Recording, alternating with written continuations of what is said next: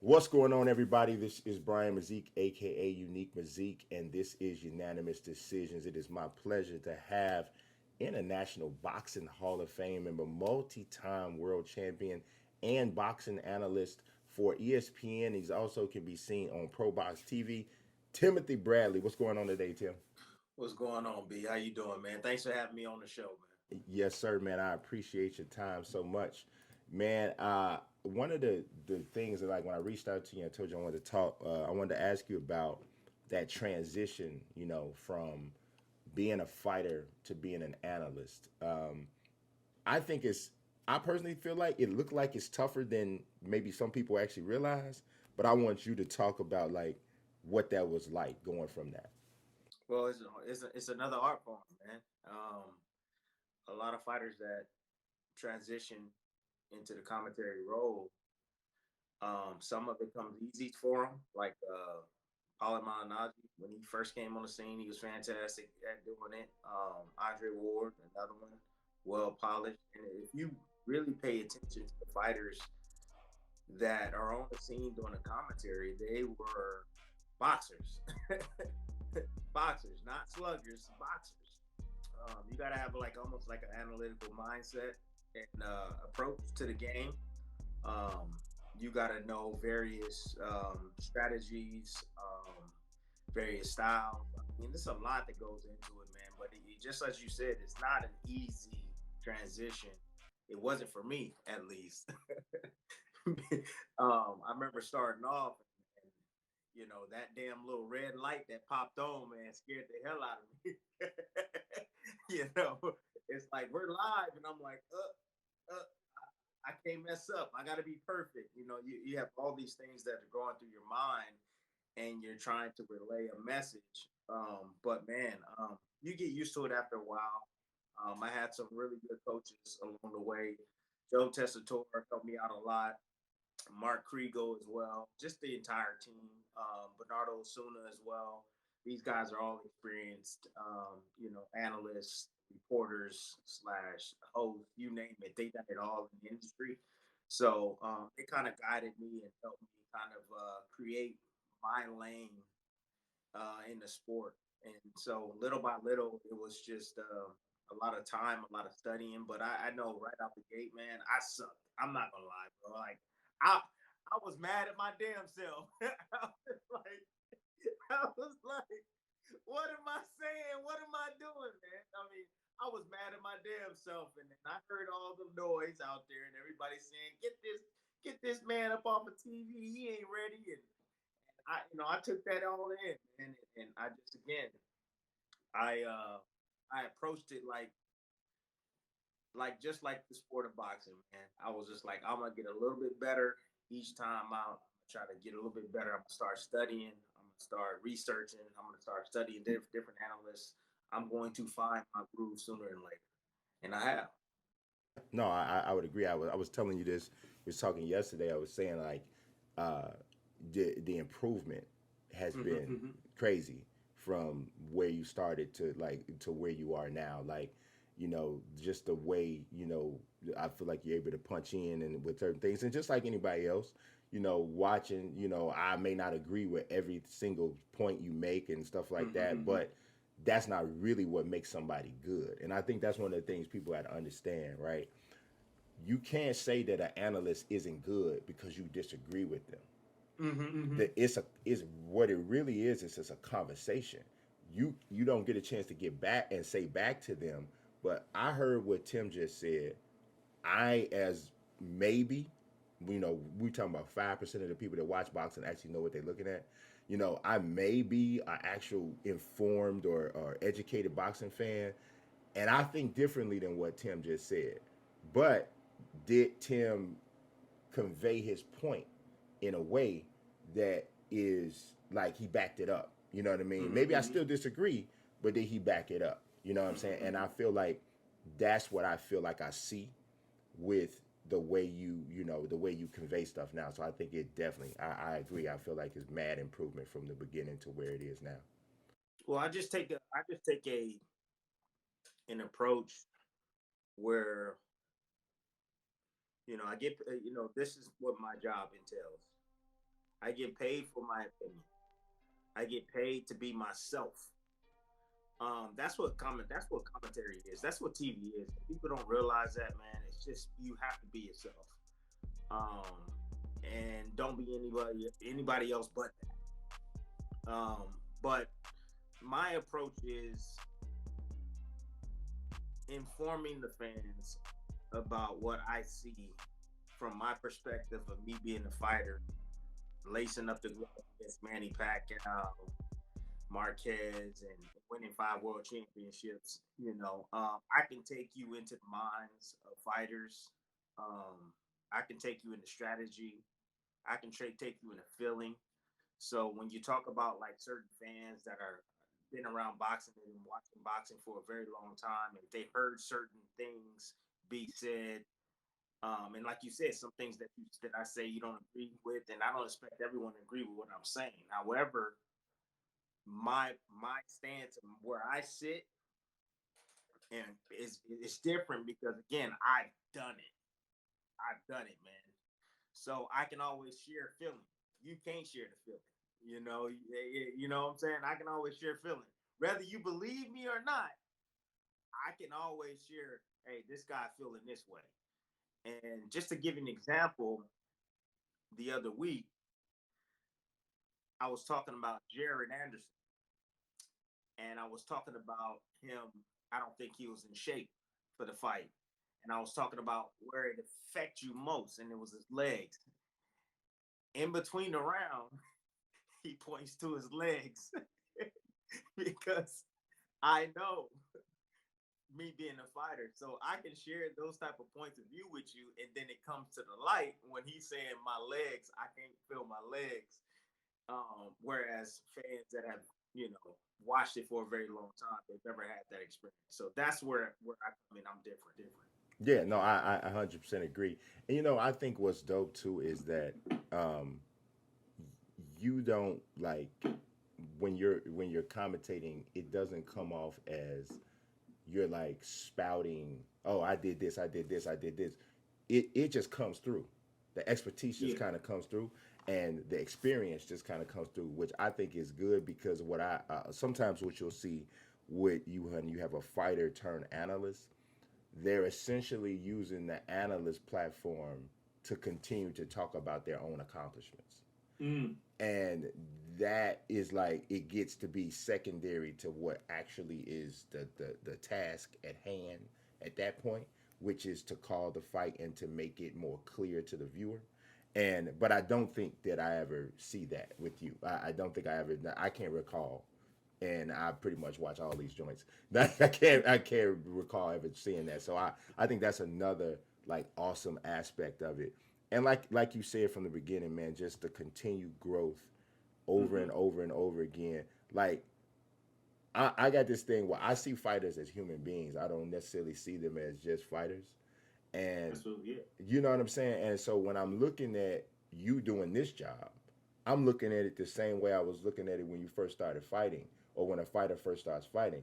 They're getting better Yeah. with Exactly. every single outing. They're getting Yep. better.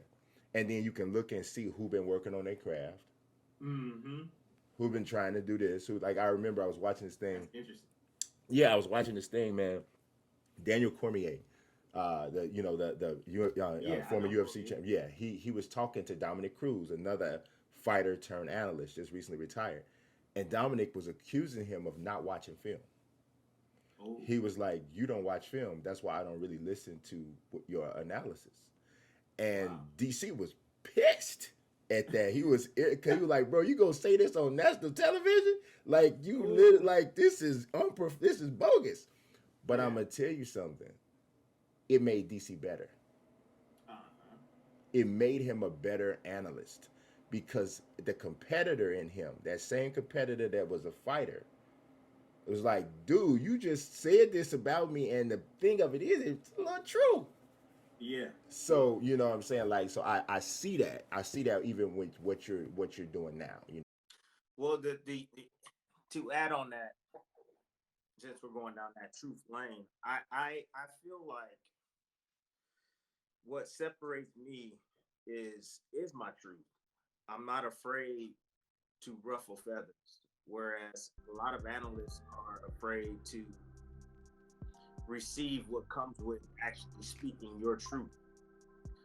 Um, I have an opinion, or I oppose criticism towards a fighter, but I also tell them why I'm saying it.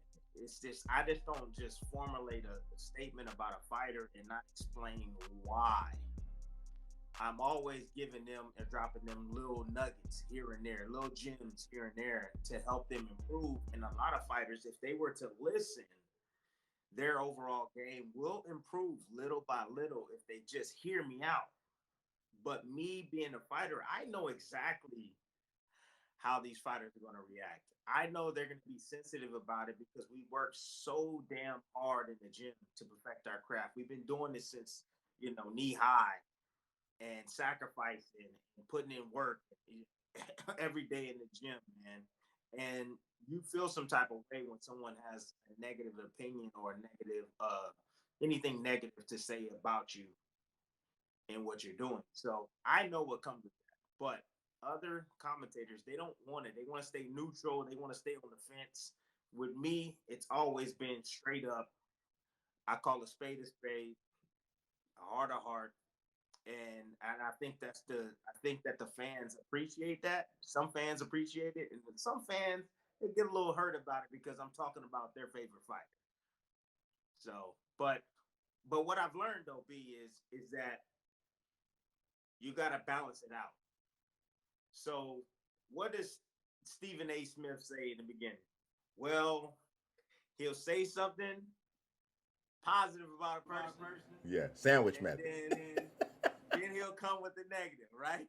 So that's balance. So I'm learning that as well. Like balance it out, Tim.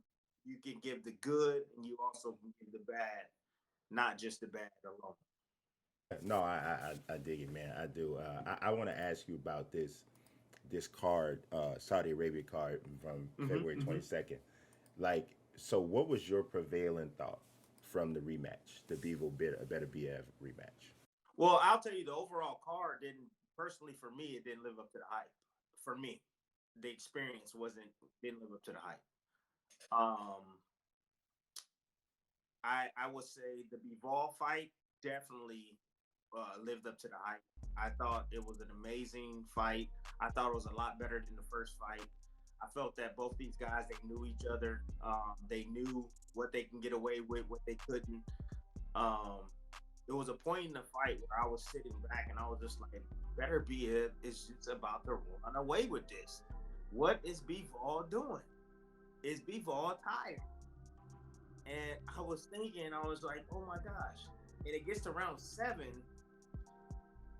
and I didn't realize what was going on, and I don't think Better Be It realized what was going on at all, and what Bivol was actually doing.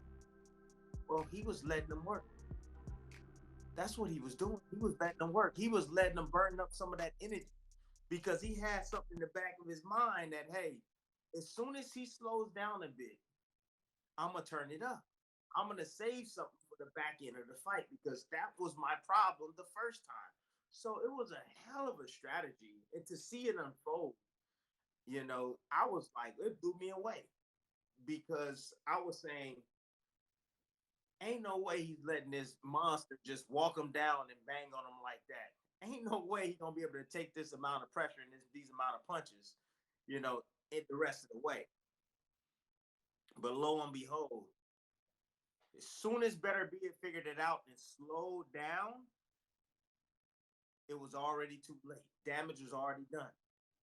And then here come the quicker, younger, more accurate puncher, Bivol, starting to piece him up, man. Starting to piece him up. And then there was nothing else that Better Be If can do. 40 years old, ran out of steam, started faster this time, thought he was going to get him up out of there. And, there was nothing he can do.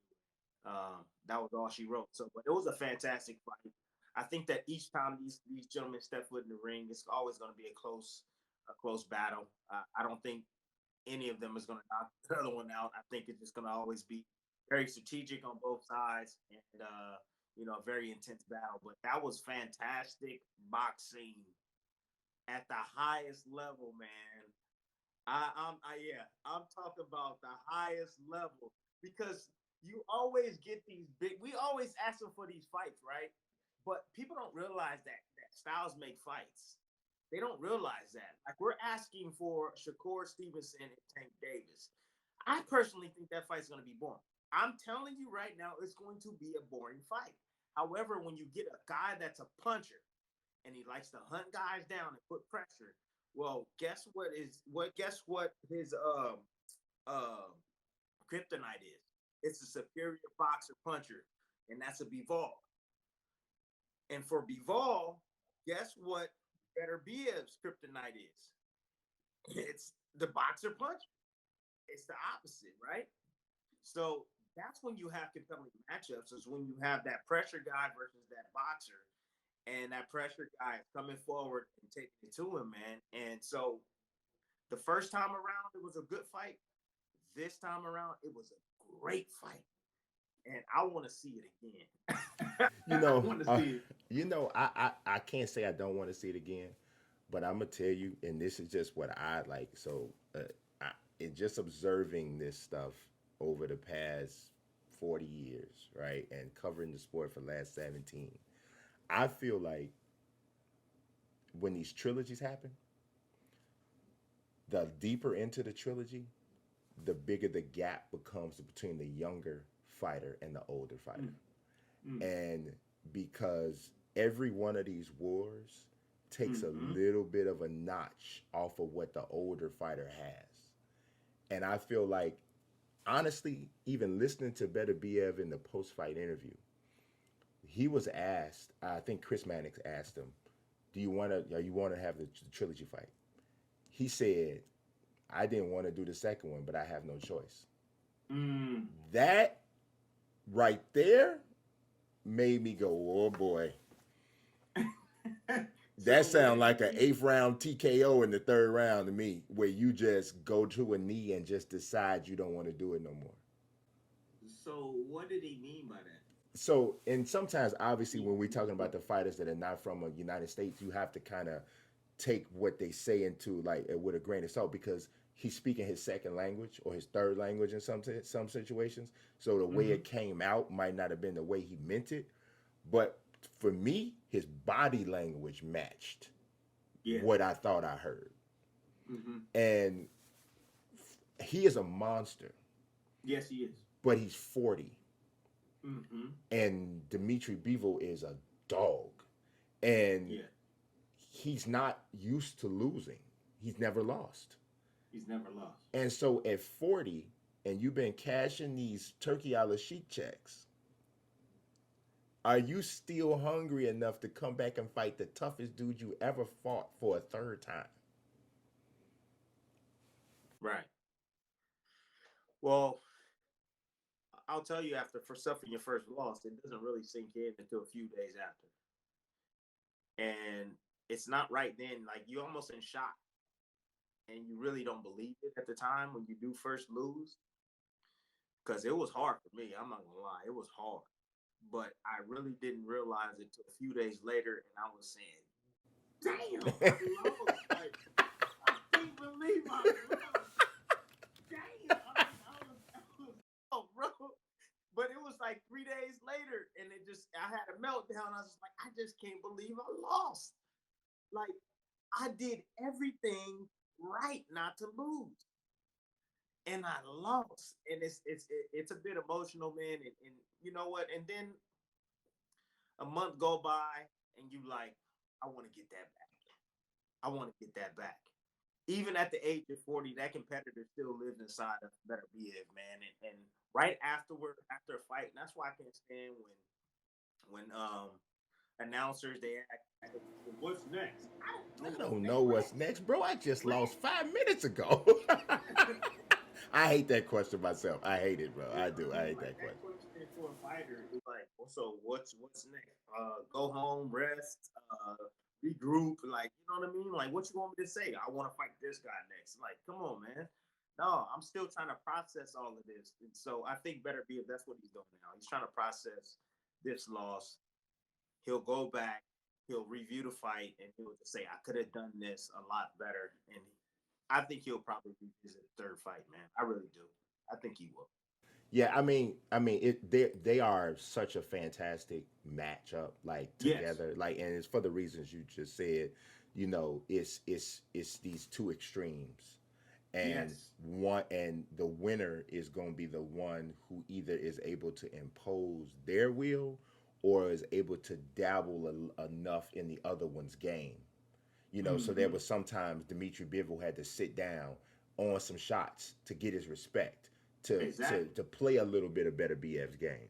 But then Better BF's got to move and be a little slicker, like Bivol, to kind of land Yeah. some of those shots. And I thought that Bivol did a really good job of incorporating that Sugar Ray Leonard against Marvin Hagler tactic where Yeah. you steal the rounds in the last 25, 30 seconds. Yeah, He I agree too. he I danced the agree too. whole round. Then and right at the end, he's trading shots, and before Better BF knows what's happening, damn, he just told his round. It's the tempo shift. It's the changing the speed of the attack. That's always surprising. Like you get them used to just a certain cadence, a certain cadence, and then all of a sudden you turn it up on them, and they can't react fast enough because they're used to a certain cadence. Bivol used that tactic so damn well throughout the course of the fight. Yeah, I seen it even in some of the early rounds, and he knew he had to do more work. I just didn't think that personally. I didn't think after the first fight he had the stamina to be able to pull off what he pulled off.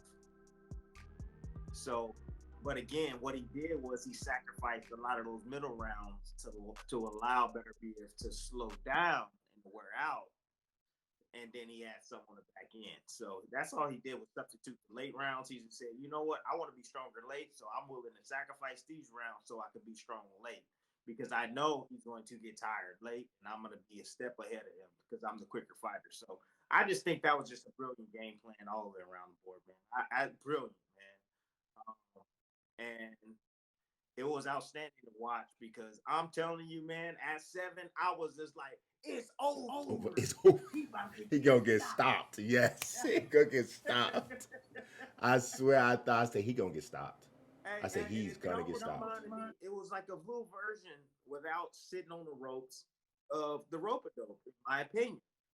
And some people can say rope a dope was the most stupidest thing that Ali ever done or created, and this and that. But Ali at that time felt that was the only way that he was able to get to George Foreman. Because you start running around the ring with George Foreman, he gonna catch up with you. You can't run around the ring all night, like you said. You've all had to stand and he had to fight.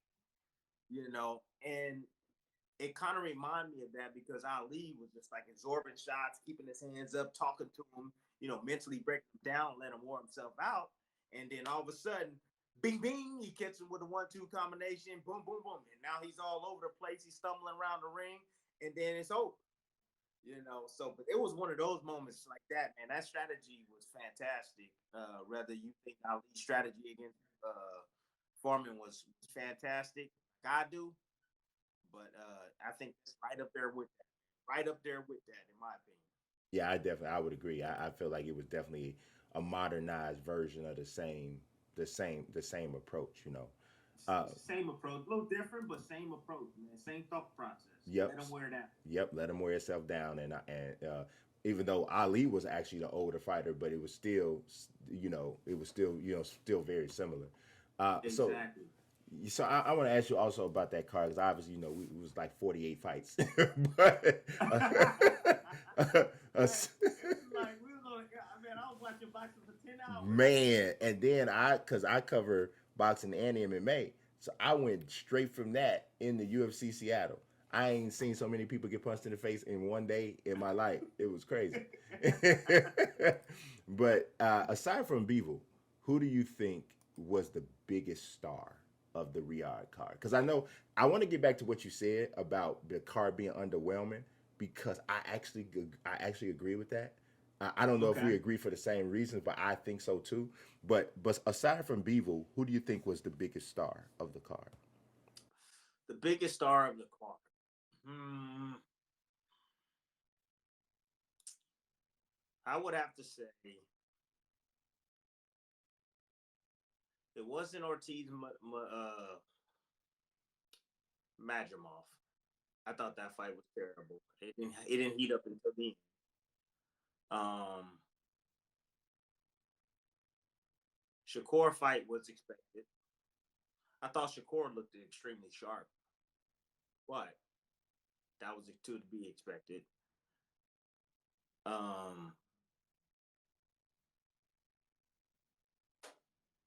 that Cabiel fight, that was. I thought I thought it was either Cabiel for me or Parker. Parker was to be somewhat expected because I didn't expect a 330-pound Bacoli to come in when he has a fight in May, and I thought he might have been training. I didn't expect that version of Bacoli, but I would say Parker probably stole the show for me. I thought he was a breakout. I think that Parker stamped and said, I want a world championship opportunity once again. I have earned it. I've done everything I was supposed to do. Fought the best guys, beat the boogeyman in the division, knocked him out. I'm ready for Usyk. Yeah, yeah. So I would have to agree that it was definitely the heavyweights, and I think yeah, you could say either Caballero or Parker. I thought Caballero probably jumped the most spaces up the yeah, ladder because I think a lot of people just didn't take him very seriously at all. wow, I don't like when you hear people like talk about him. that's crazy. We hear people talk about him like they don't talk about they before he just stopped Big Bang. You didn't hear like people talk about him like I felt like seriously like one of those like this guy should get a No, title shot. You know, but he looked really good. Cavill can fight, Yeah. and I got a chance. I think the first time he came on the scene, who did he beat? He beat Uh, the Canadian heavyweight. yeah. Oh my God, I'm trying to remember Yeah, his I know. name. I know you know who I'm talking about. Yeah, I I know you're forget his talking name. about. I don't know why I forget his name. Let me research Yeah, his I'm looking name. him up now because I can't remember his name. Yeah, Um, he beat Makhmudov. Makhmudov. Yes, yes, yes. He, That's the humongous guy that has like the ticks, right? yes, yes. So when he beat Makhmudov, excuse me, I was like, oh, this guy's for real. Because I see, because for me, I see tactics and I see technique and I see strategy and I see his mind. He's sharp mentally, and I'm like, this guy is gonna be something else.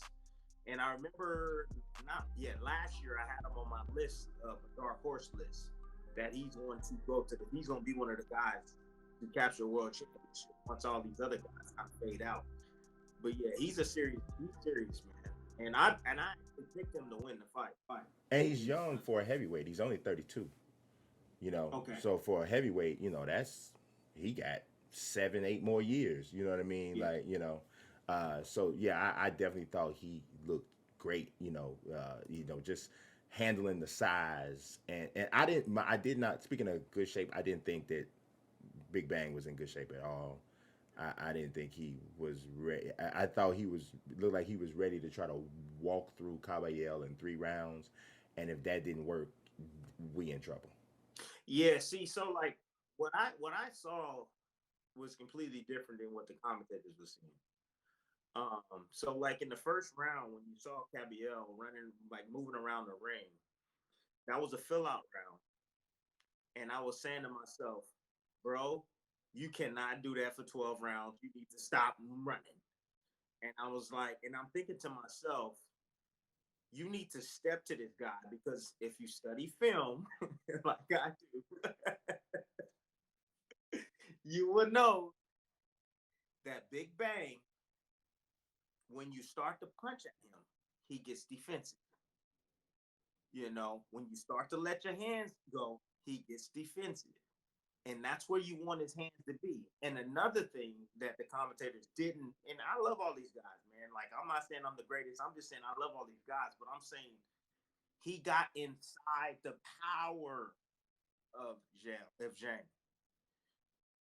If you're outside, he's dangerous because he can extend with that left hand. But you bring it in tight on him, now he don't have the leverage that he has on his shots from where if he gets you outside versus in short. He does possess a right hook, but again, if you put those combinations together on him, he's going to tuck up in that shell and he's going to try to get the hell up out the way because he don't want to get hit with them shots. But the way Caballero came out and stood his ground and stepped to him is the reason why he stopped him. If he would have continued to run around that ring, he would have gassed out and got beat up on.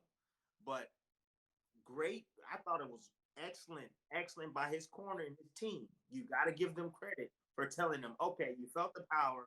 Can you take it? All right, step to him. Let's go to work now. You know. Oh, yeah, killing that body. I mean, look, if you know a guy's going to gas, what's the smartest thing to do?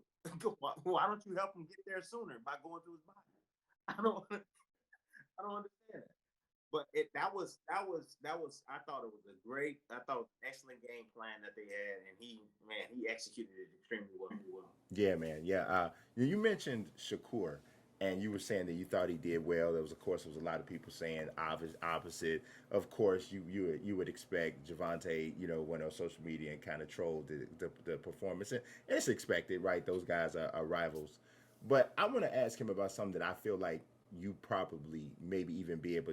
I feel like you can relate to the pressure on a pure boxer who does not possess that natural boom drop you kind of power. Because I see Shakur fighting this battle all the time, right?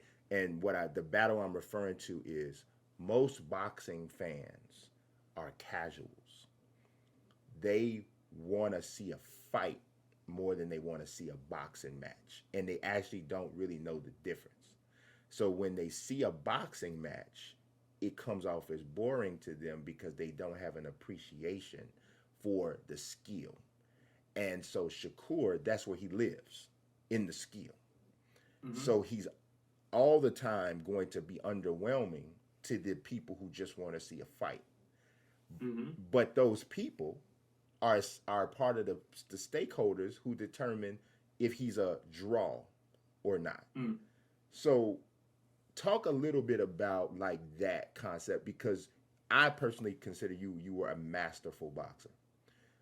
The whole KO percentage wasn't super high, but you was a masterful boxer, mad tough, in shape all the time. Yeah. You don't want to be on the inside with Tim. That's the way I looked at it, Yeah. So yeah. Tell me like that about that, how that is. Look, you have to understand. You cover a UFC, right? So the younger generation, back then they didn't have UFC back then. So now that there's UFC, now that technology, social media, and all that, a lot of people don't have. A lot of people have short attention. They want things to be done like that. They love knockouts. I was raised up on Mike Tyson. You can't go to the refrigerator to grab a drink. You better sit down because it could be done in one round. Fight can be over. I was raised up around that. Well, we haven't had that type of heavyweight. What we have with Deontay Wilder, who wowed us, with his knockout percentage as well, but he's no longer the Deontay Wilder back, right? So now let's go into Shakur Stevenson. So one, I think it's the attention span is no longer there for boxing. MMA, you hit a guy and they fall. They either get knocked out or choked out. It's either or. So I think that has a lot to do with a lot of the younger boxing fans are now turning into the MMA fans, and then you have the other casuals who are old heads who are now, I would say, in their 40s now, who was raised up on Mike Tyson. And and they cut from that cloth. That's what they're envisioning.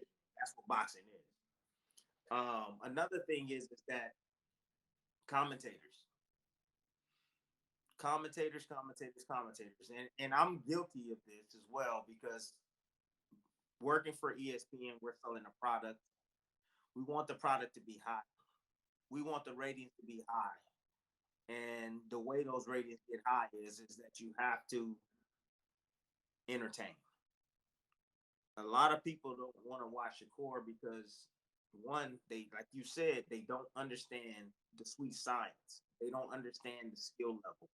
So when you hear me call a Shakur fight, I'm saying, look, this is what he's doing. This is what's brilliant about his work. Like, this is hard to do. This is special about Shakur and his ability to make guys miss. But I'm also saying in the same breath that, damn, I hope I don't go to sleep. And I'm only saying that because I got to have balance, because you have the fans out there that like the guys that take risks, and you have the fans out there that like the sweet science. Now, you're talking about me and my sport, right? And what I used to do. The one thing about me is that I was aggressive. That's the difference. My mindset was different. Shakur mindset is defense first.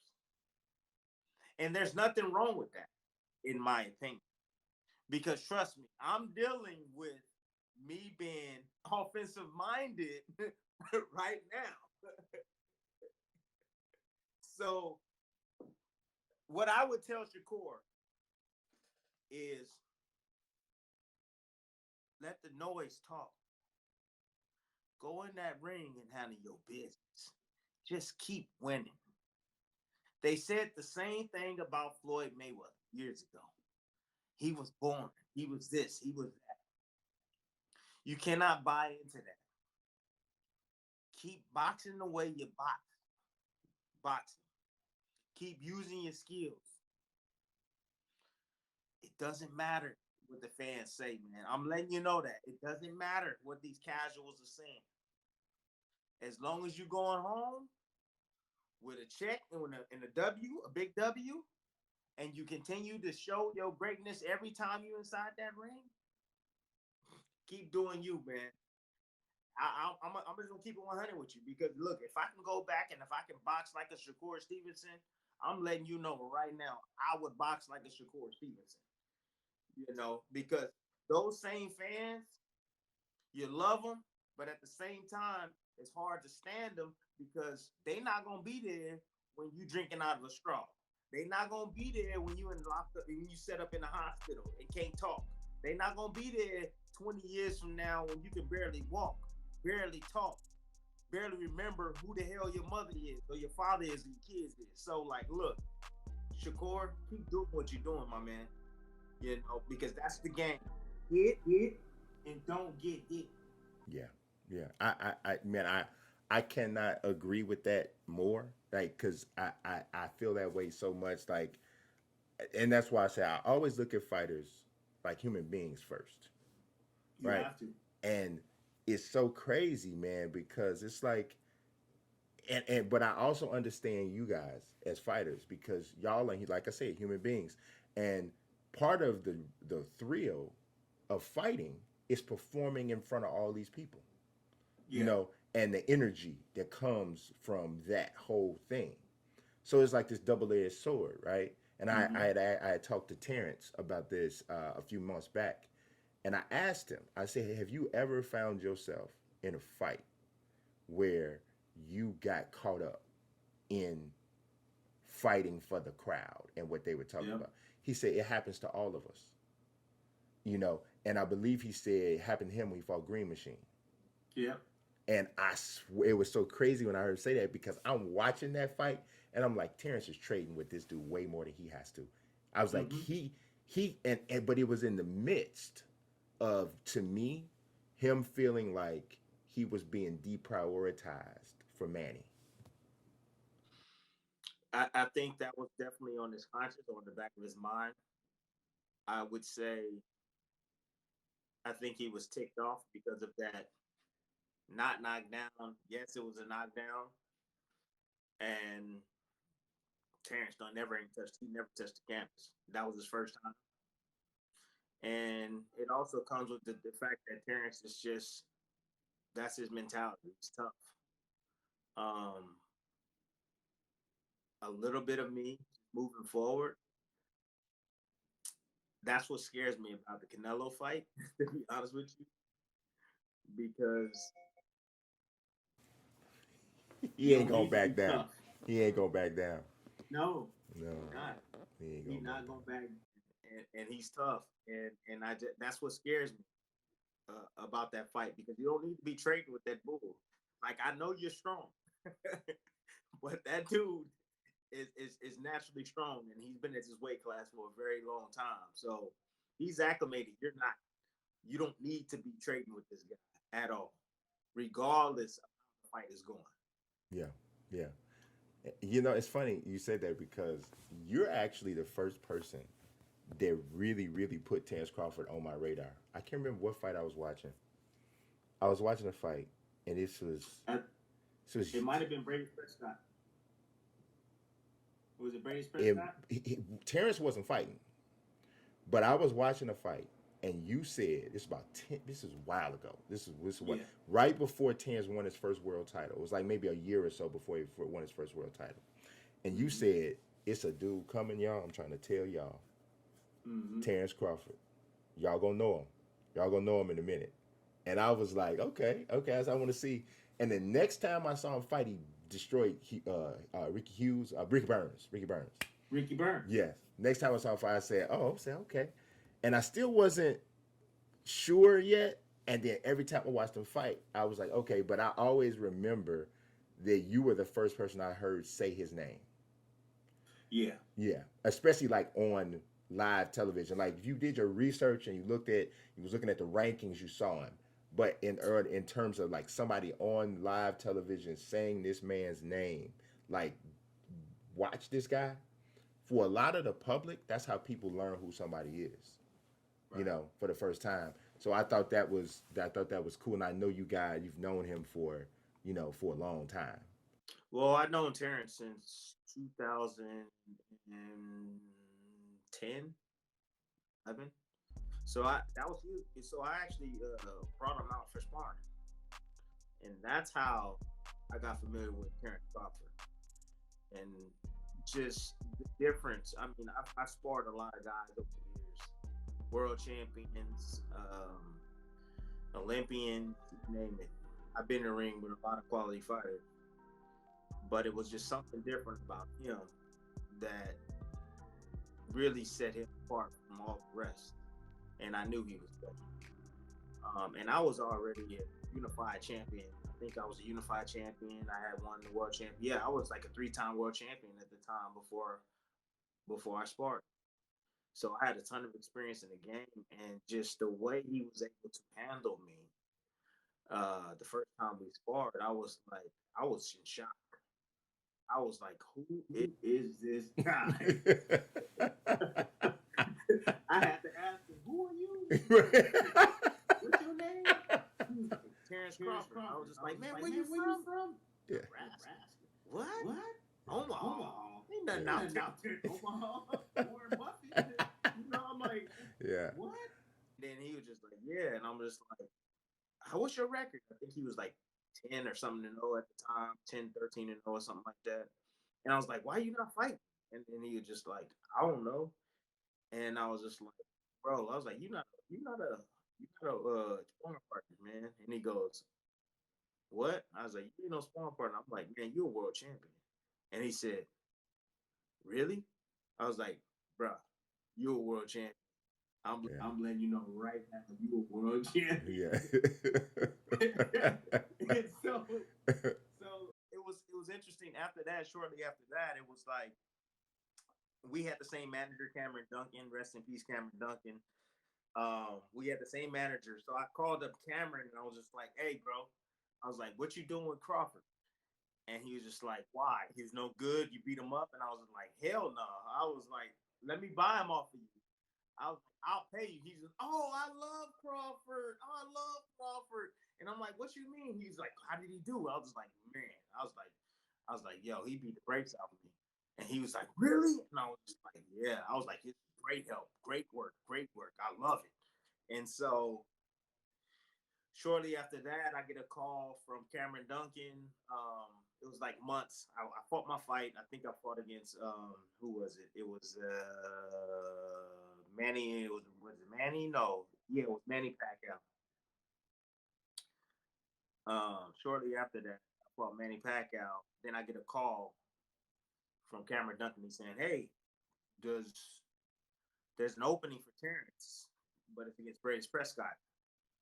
And I was like, "Take it." And he's like, "Are you serious? Did you see what he did to Mir Khan?" I was like, "Take the fight." I was like, he gonna beat the shit out of him, and he might even stop. And he goes, "Really?" And I go, "Take the fight." But before Crawford left, I told Crawford, I said, "Man, stay in shape. Stay in shape. Something gonna happen. Stay in the gym. Stay training. Stay in shape. Something gonna happen. You gotta be ready for those opportunities." And he was, and it was crazy because I think he was getting ready for a fight himself at that time. So it wasn't like he was just coming off the couch. But man, did he put on a show that day, man? On HBO. Yeah. He saved the show. Yeah. Yeah, man. It was he like yeah, his rise, man, and just the way we, if you've watched him for a good amount of time, cuz that was I think the fight before Ricky Burns, or the Ricky Burns fight, was the first time I saw him fight. No, I think British Prescott was the first time I saw him fight. Prescott was the first time I saw him fight. And I've seen every fight since then, and I've seen some of the ones before that now because I went back and watched after he became. I started to see what it was, but yeah, man, it just to see where he is now is really just it's amazing. It really is. It truly is. Yeah. It truly is. And I told him he was gonna be pound for pound #1, but I didn't know he was gonna be like legendary. Yeah, I mean he literally is he of his era, which I don't think his era. He's the best of his era, and I don't even think it's a conversation. In his weight range, he's the best of his era. You know what I mean? He might be the best of his era regardless of the weight range. It's crazy. It's crazy. Who in their right mind have more skills than him? Yeah. There's no boxing that has more skills than Crawford. No. As from a defensive responsibility standpoint, hand speed, power, footwork, accuracy. I don't. Not all of those things. There's a couple people that's got one or two things here or there. Yeah. But it's crazy. Yeah, Crawford is a complete fighter, and the intangibles. Dog. That's dog. He's dog. Yeah, he's dog. That's important. Yeah. Because like you were saying with Big Bang, like Big Bang don't like to get hit. He don't. And you could tell. And even as big as he is, you could tell. Look, Big Bang can punch. And that's what scares people. But if you really look deep down inside, soft a little bit here. One thing that I learned from the great Emmanuel Stewart is that you judge a heavyweight based on how big his heart is. And the only reason why is because in the heavyweight division, it takes one punch, and it's a wrap. And Emmanuel would always say that, like, in order to be able to take those punches, you gotta have a big heart. You gotta have it. If you don't have a big heart, you're not gonna be able to take those punches. And I feel like Big Bang, yes, I'm strong, I'm Big Bang, I'm gonna knock you out. But this becomes real brittle, in my opinion, when he starts to gas out. You know what they always say? Fatigue makes cowards out of all of us. But Big Bang knows his weakness. But why don't you work on your weakness? Get your butt in shape, lose some of that weight, my man. You know what I'm saying? Like, but see, this is me. This is. Hey, it's I'm real though. Right now, man. It's real. It's real. It's real, man. It's real. I only. My honesty, man. I appreciate it. You know what I'm saying? Like I said, I appreciate honesty way more than I appreciate agreement. And I think that's what a lot of people need to get to just overall in life. Stop looking for somebody to agree with you and look for somebody to be honest with you. Yeah, and I've it's hard, man, because a lot of these fighters don't think that I care about them when I do be honest with them. I'm honest with them just like I'm honest with my kids, and they play competitive sports. And they'll ask me, Dad, what do you think? And I'm like, I don't think you're ready, and this is why. Boom, boom, boom, boom, boom, and I'll run it off. Um, and my wife sometimes is like, you can't say that, and I'm like, what do you mean I can't say that? I'm like, if I can't be honest with them, you know what I'm saying? Like, they gotta understand that. Like, I gotta be honest with them, with my kids. I can't be like one of those parents that just think my kid is great and all of this stuff, and they really not. No, no, absolutely not. I'm gonna be honest with them. I'm gonna tell them like, hey, you work on this, this, and this, and this. Now we talk. We talk. Yeah. Yeah, now Yeah. we talk. That's the So, key, man. but You always got to, they've if you gotten better give them from the it. thing. Yeah. Yeah.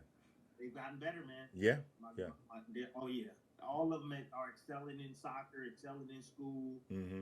and again, it's just being honest with them and telling them. Now, sometimes you got to put it in a because they a kid. Yeah. You got to put it up and wrap it up in a bow. Yeah. Yeah. Yeah. Yeah. That's important. Wrap it up in a bow. Be Yeah. honest with them.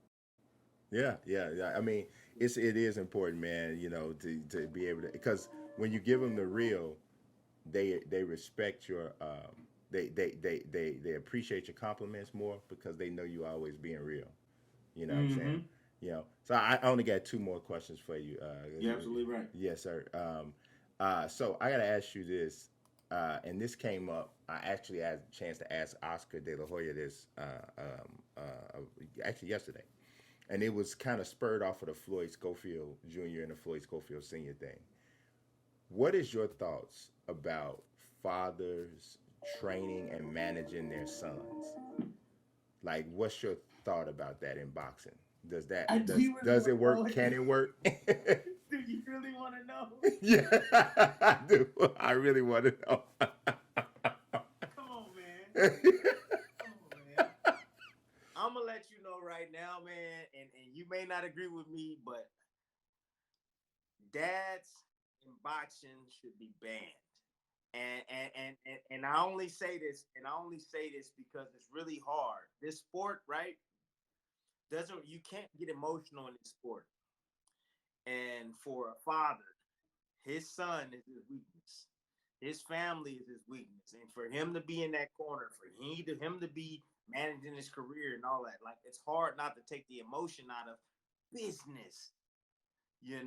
It's hard when you're watching your son in there and he's fighting and you feel that you know how much he can take and you stop the fight too late. You know what I mean? He takes a massive amount of damage or he gets injured or get hurt. Like, and I'm saying this because if you go back and you watch Dog Bay, his father back in the days when the fight should have been stopped, and I understand that the referee has his duty, but the corner, I believe, has to protect the fighter, and the father did because he's saying, "No, that's my son. I know him more than everybody."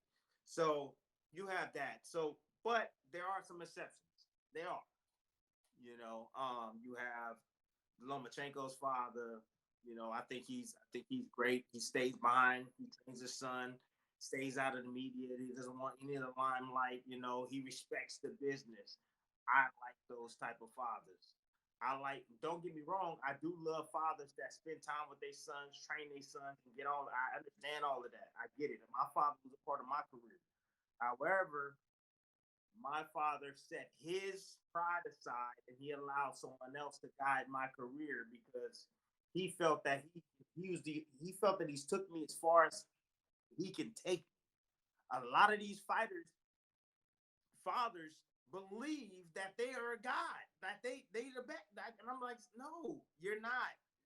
Your son should be with a different trainer. Your son will improve from a different trainer. So look, there's a lot of different things, man, I could talk about as far as this father and son relationship. It's a beautiful thing, but at the same time, man, there's a lot of demons behind this, man. And so, speaking of the Schofields, you see what can happen when you have somebody in complete control.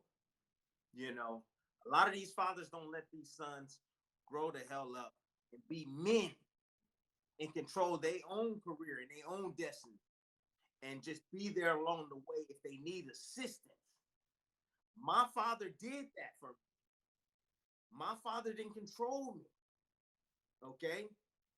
But when you give them those reins, this is what can happen. It's dangerous, man. It's dangerous. So, and I see it all too often. I know a lot of sons' careers have been ruined because of their fathers. Now, on the flip side, you can say, well, I've seen a lot of other people's careers ruined because of their trainers. I've seen that as well. However, man, that's a topic that this topic right here is a topic that gets a lot of people going. Yeah, because it's emotional. It's emotional. Anytime you talk about your family, your kids, your sons, it's emotional. It is, and it's hard. And if you can separate the two, that's great. I want fathers to spend time with their sons. I want that. Like, that's important. I think it's important for the young ladies out there as well, not just the sons.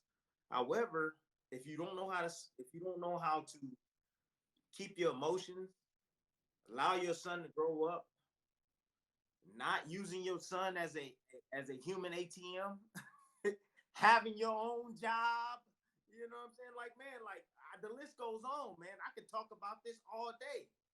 The problems that I have with father and sons in boxing. I could talk about this all day long.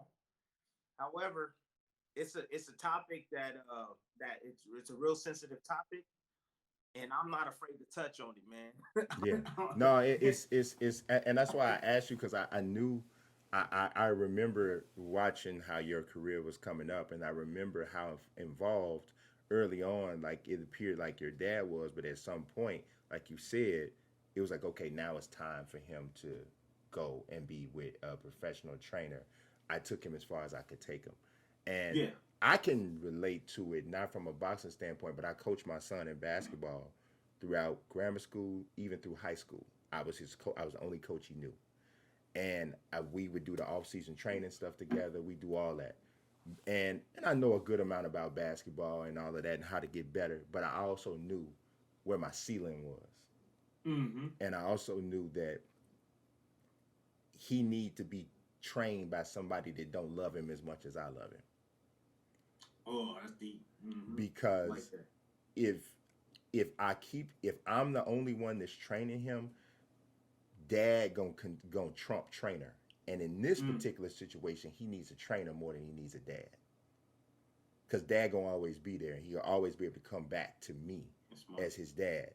But right now, he needs a trainer, and I think that's the tough part. But it was tough for me because you feel like you relinquishing some level of control. Control. And but for me personally, being like, I'm being a spiritual person, my thought was I was never in control anyway. Mm. God was in control anyway. So it is what it is. Now it's just time for a different voice. Did y'all ever bump heads? Me and the so my son's a freshman playing college basketball right now. And I watch things sometimes, and I'll be thinking to myself like, "Oh my God, this ain't. I don't really think that's what that is." But I gotta let them do their thing. And have I overstepped here or there? I'm sure I have. But my son, he said something that was so dope to me. He told me, he said, "Dad, you're a rookie. You're a rookie parent right now." He said, "So you gonna make mistakes just like I'm gonna make mistakes." He said, "This your first year ever being a parent on the sidelines. Just like this my first year ever not being coached by you. So we both making mistakes, but we both gonna get better at it."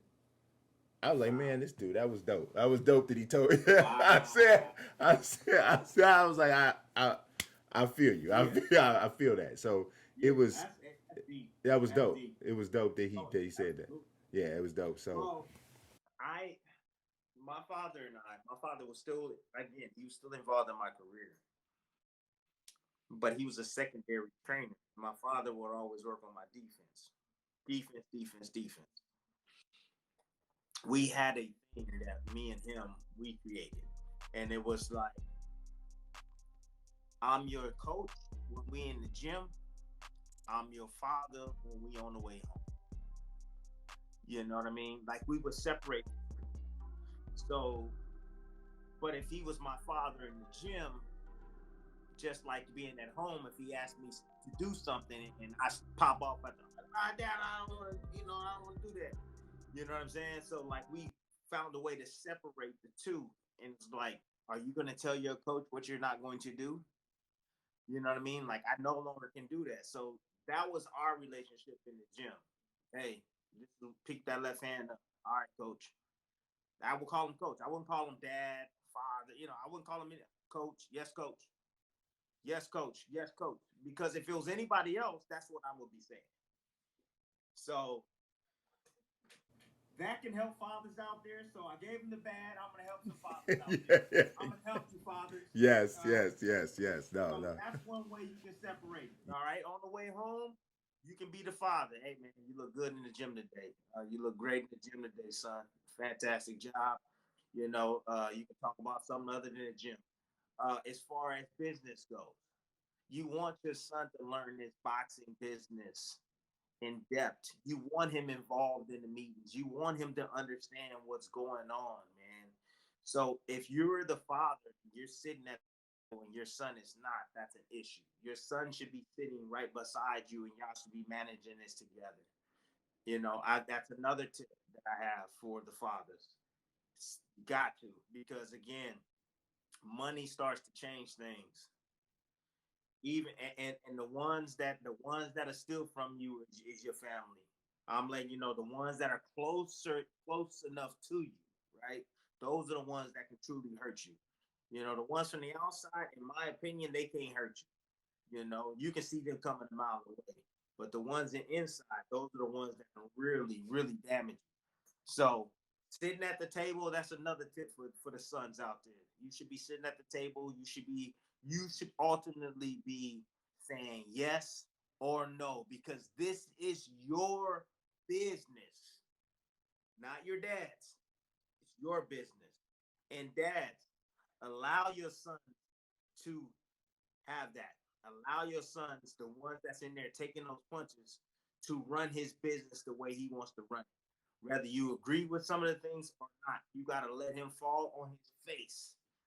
Because we as parents were always trying to save our children from falling on their face. But in reality, the thing that we should do is allow them to fall on their face. So that way they learn from it. So that's another tip for the fathers out there. Allow your son to grow up. Don't be a helicopter father constantly watching everything he's doing. Let him make his choices. Let him decide. He has to live in his consequences. And when he makes a mistake and you say, "Hey, I try to tell you. However, you had to go through it. Now you gonna listen to me real quick? Okay, that a perfect opportunity, parent moment to come in and be like, "Hey, are you ready to do what we need to do? Yeah. All right, cool. Let's get to work." Yeah. No, you're right. So, You're right. You spot no, on, man. You spot on. So I got my last question, and what is this about you specifically. I want to know, what victory did you have in your career that was the most important to you? Like, be it as a professional, as a man, and why? Oh, there's two. The most important victory for me was winning over in England against Junior Winter. Uh, at that time, I had $11 in our bank account. Was broke. I think at that time, the most money that I ever made in my entire career in one night was $26,000. That was the night I flew over to England and fought for the world championship. I look at a lot of these guys and the amount of money that they making now. It's just crazy to me. It's mind boggling. I went over there for $26,000 to capture something that I've been after since I was 10 years old. The green belt, WBC title. So that went right there. It was so important for me because that's kind of like what launched me and catapulted me in boxing. I was a world champion now, and I knew that if I was to hold on to that title and I would defend that title over and over, one, my money would increase, but at the same time, I will be in the history books someday. Because that's the way I've always seen it. The champions always defend their title and they continue to do it over and over. And not only that, they continue to fight the best fighters in the world. These fighters don't do that nowadays, man. They don't want to face the best guys.